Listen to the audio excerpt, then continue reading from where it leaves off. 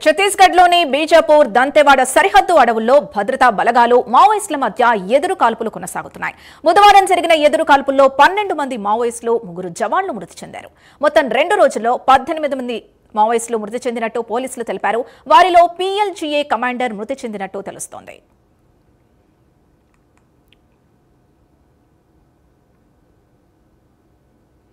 మరోవైపు మావోయిస్టు కీలక నేత హిడ్మా ఎన్కౌంటర్ పై మావోయిస్టు పార్టీ మరో కీలక లేఖ విడుదల చేసింది.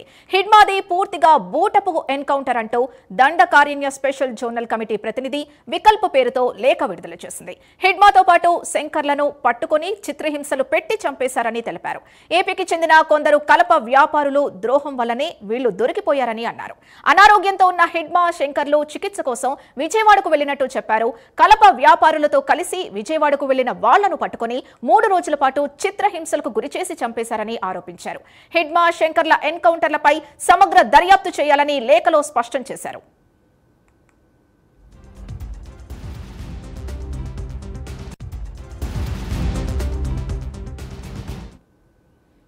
హిడ్మా ఎన్కౌంటర్ కి సంబంధించి పూర్తి డీటెయిల్స్ మా కరెస్పాండెంట్ రజనీకాంత్ అందిస్తారు. రజనీకాంత్.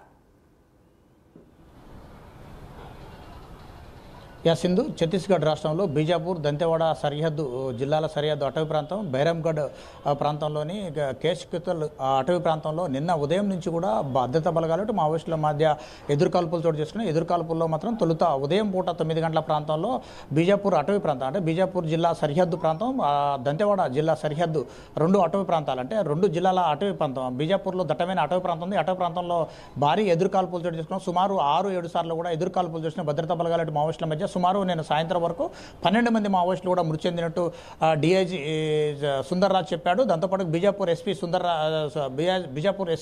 సుందర్ రాజ్తో పాటుగా ఐజీ గురించి చెప్పాడు. దాంతోపాటుగా ఈ ఘటనకు సంబంధించి కూడా ఇక్కడ పిఎల్జీ బెటాలియన్స్ నెంబర్ 1 బెటాలియన్ సంబంధించిన ఒక కీలక వ్యక్తి కూడా దీంట్లో 8 లక్షల రివార్డు ఉన్న మావోయిస్టు కూడా మృతి చెందినని చెప్తున్నారు. ఈ సంఘటనా స్థలంలో మాత్రానికి ఎస్ఎల్ఆర్ రైఫిల్ తప్ప 303 రైఫిల్స్, మరికొన్ని మందుగుండు సామాగ్రి, బాంబులు, తమకు సంబంధించిన ఆయుధాలను కూడా స్వాధీనం చేసుకున్నట్టు కూడా బీజాపూర్ ఎస్పీ జితేంద్ర యాదవ్ నేను సాయంత్రం చెప్పాడు. రాత్రి కావడంతో కొంత కూంబింగ్ కూడా ఆఫ్ చేసినట్టు కూడా చెప్పారు. ఈ ఘటనలో నిన్ననే 3 డిఆర్జీ శవాలు అంటే బీజాపూర్ సంబంధించిన 3 డిఆర్జీ శవాలు, 2 హెడ్ కానిస్టేబుల్, 1 కానిస్టేబుల్ కూడా మృతి చెందారు. మరో 2 డిఆర్జీ కానిస్టేబుల్స్ కూడా గాయాలై వారందరినీ కూడా ఏరియా ఆసుపత్రికి, బీజాపూర్ ఆసుపత్రికి తరలించిన పరిస్థితి ఉంది. ఈ రోజు తెల్లవారుజాము నుంచి కూడా మరోసారి ఉదయం నుంచి 6 గంటల ప్రాంతం నుంచి కూడా మరోసారి కూంబింగ్ నిర్వహించారు. కూంబింగ్లో మాత్రానికి మరొక 7 నుంచి 8 మంది మావోయిస్టులు కూడా మృతి చెందారు. నిన్న ఈ రోజు చూసుకుంటే మొత్తం 19 మంది పైగా మావోయిస్టులు కూడా మృతి చెందినట్టు కూడా డిఐజీ కశ్యప్ కూడా చెప్తున్న పరిస్థితి కనబడుతుంది. ఓవరాల్గా బీజాపూర్ జిల్లాలోనే గతంలో బీజాపూర్ ఛత్తీస్గఢ్ రాష్ట్రంలో బీజాపూర్, దంతెవాడ, నారాయణపూర్, కొండగావ్ జిల్లాలతో పాటుగా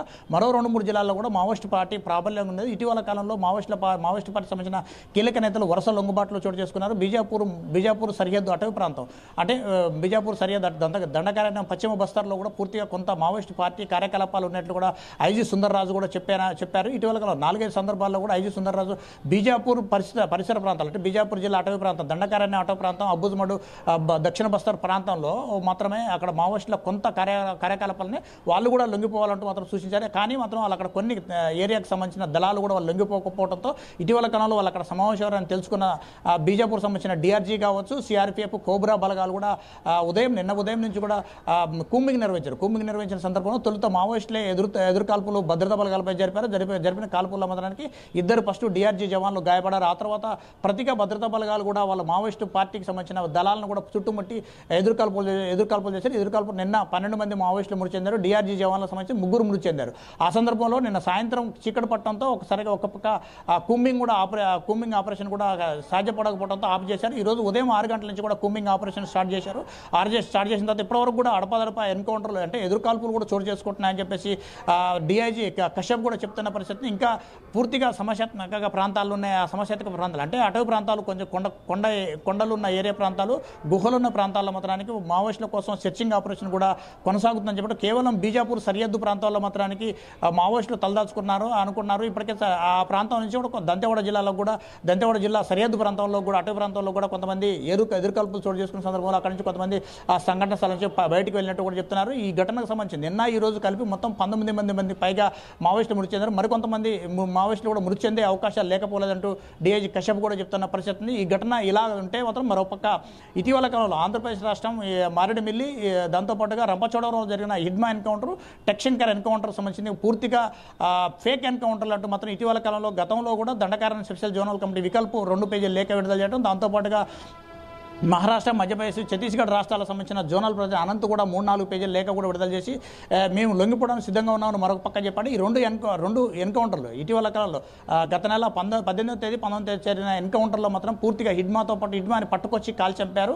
హిడ్మా బృందం కూడా గతంలో ఇటీవల కాలంలో గత అక్టోబర్ 27వ తేదీన అతను అనారోగ్యం పాల్గొవడంతో విజయవాడ సంబంధించిన ఒక కల్ప వ్యాపారి, దాంతోపాటు ఒక సివిల్ కాంట్రాక్టర్, దాంతోపాటుగా అల్లూరు సీతారామరాజు ఐటీడీఏ ప్రాంతంలో కాంట్రాక్టర్ నిర్వహించే ఈ ముగ్గురు కాంట్రాక్టర్ల సందర్భంలో కాంట్రాక్టర్లతో కలిసి కలప వ్యాపారితో కలిసి హిడ్మా చికిత్స కోసం విజయవాడ పట్టణానికి చేరుకున్నాడు. అక్టోబర్ 27వ తేదీన వెళ్తున్న సందర్భంలో ఆయనతో పాటు ఆయన ఉన్న బృందం అంటే ఆయనకున్న హిడ్మా పోలిట్ బ్యూరో సభ్యుడిగా ఉన్నాడు, దాంతోపాటు దండకారణ్య స్పెషల్ జోనల్ కార్యదర్శిగా ఉన్నాడు. అతనికి భద్రతా సిబ్బంది కూడా పూర్తిగా దాదాపు 3 అంచెల భద్రత ఉంటుంది. 3 అంచెల భద్రతకు సంబంధించిన వ్యవహరించే వాళ్ళు కొంతమంది అంటే కీలకంగా వ్యవహరించే 50 మంది కూడా కార్యకర్తలు, మావోయిస్ట్ పార్టీ సీనియర్ కార్యకర్తలంతా అతని వెంట వెళ్ళటం, అతనితో పాటు హిడ్మాతో పాటుగా రాజే కూడా అక్కడికి వెళ్ళటం, విజయవాడ కల్ప వ్యాపారితో కలిసి వాళ్ళు అక్కడ అల్లూరు సీతారామరాజు జిల్లా అటవీ ప్రాంతం నుంచి విజయవాడ పట్టణానికి చేరుకున్నారు. అక్కడ ఒక హాస్పిటల్లో కూడా ట్రీట్మెంట్ పొందుతుంటే నవంబర్ 15వ తేదీన అక్రమంగా ఒక ద్రోహి ఇచ్చిన